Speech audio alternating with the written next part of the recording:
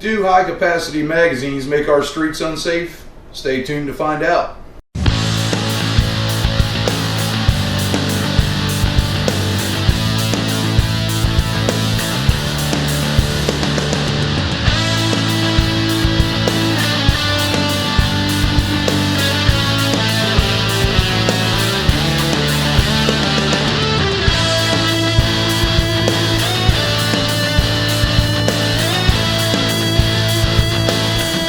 Hey everyone, this is Gary from Virtus Media Group and Shenandoah Valley supporters of the Second Amendment. Welcome to a new run of videos from us here at Virtus Media, where we want to dispel common myths regarding firearms and the Second Amendment. We plan to touch base on many topics, including what statistics really show about gun deaths in America. Do average citizens have the ability to defuse a situation safely with a firearm, and hopefully many more, but also including today's topic, which I'll call the reduced magazine myth. Modern-day proponents of gun control seem to salivate over high-capacity magazines.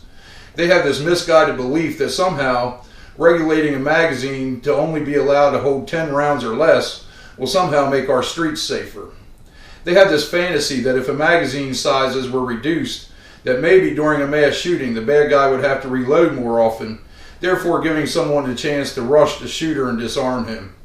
They do their best to try to smear and belittle gun owners with stupid, sly comments, like this one from author Stephen King. If you can't kill a home invader with 10 shots, you need to go back to the local shooting range. Isn't it pretty hard to define what is an assault weapon? Well, if it can fire a lot of bullets very quickly, that's a good place to start, okay? And hunters then you would can say, argue what a lot is. Okay, let's pick it. Let's say 3. If you haven't hit the deer with 3 shots, you're a pretty lousy shot. That deer deserves to get away.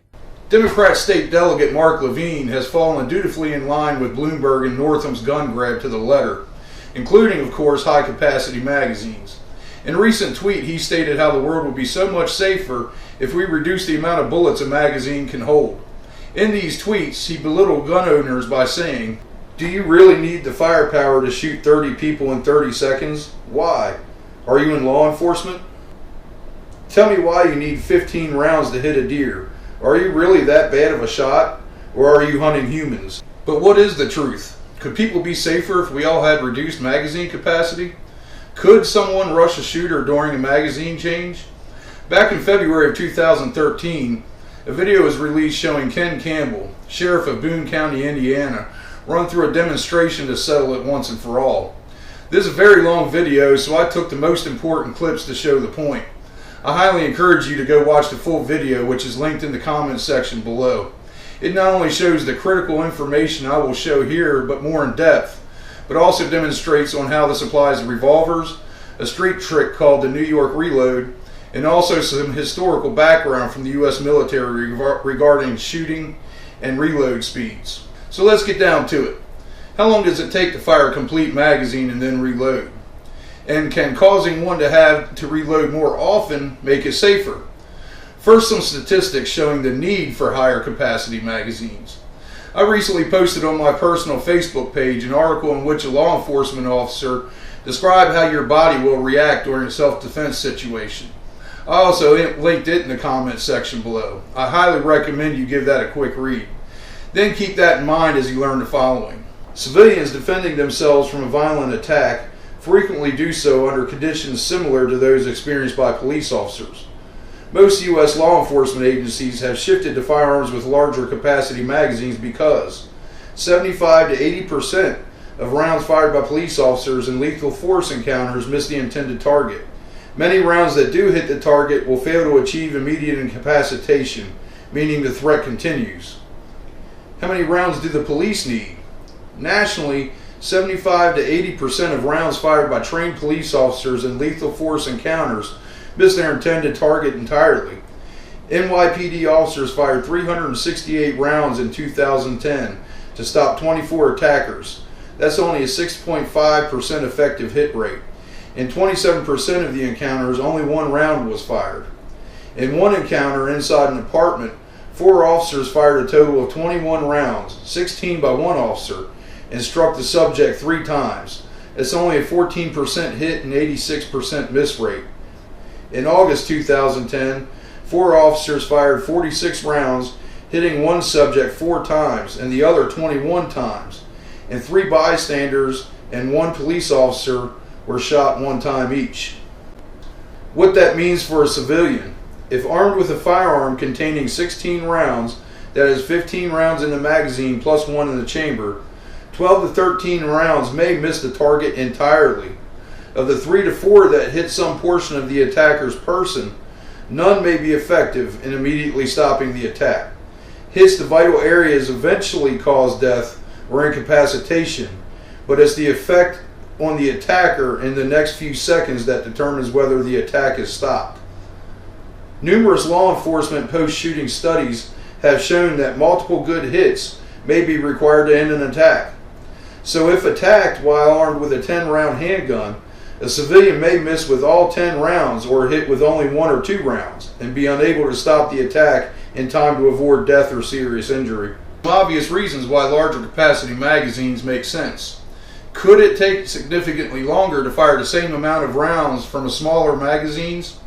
In this demonstration, you'll see both an experienced shooter and an inexperienced shooter each shoot 30 rounds in 3 different phases.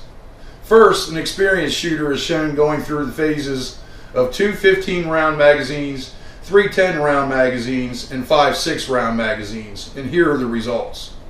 So in review, firing the 2 15-round magazines, his time was 20.64 seconds.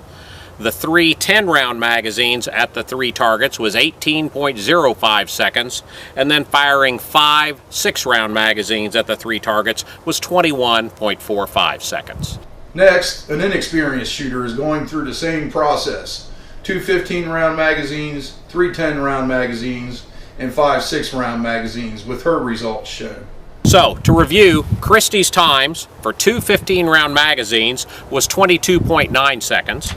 The 3 10-round magazines was 25.51 seconds. And the 5 6-round magazines was 26.93 seconds.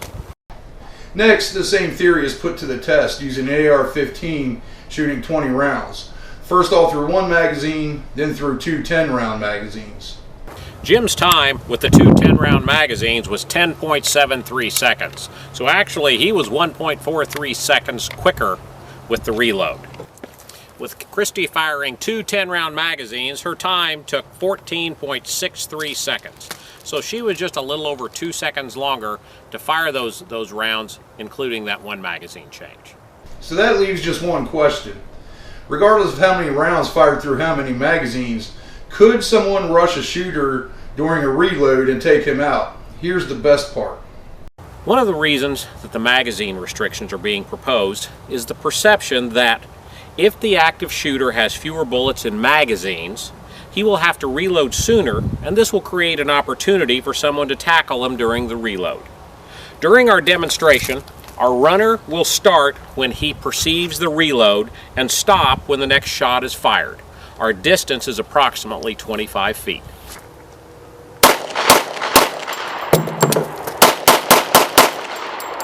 We're going to do the same demonstration now with Christie.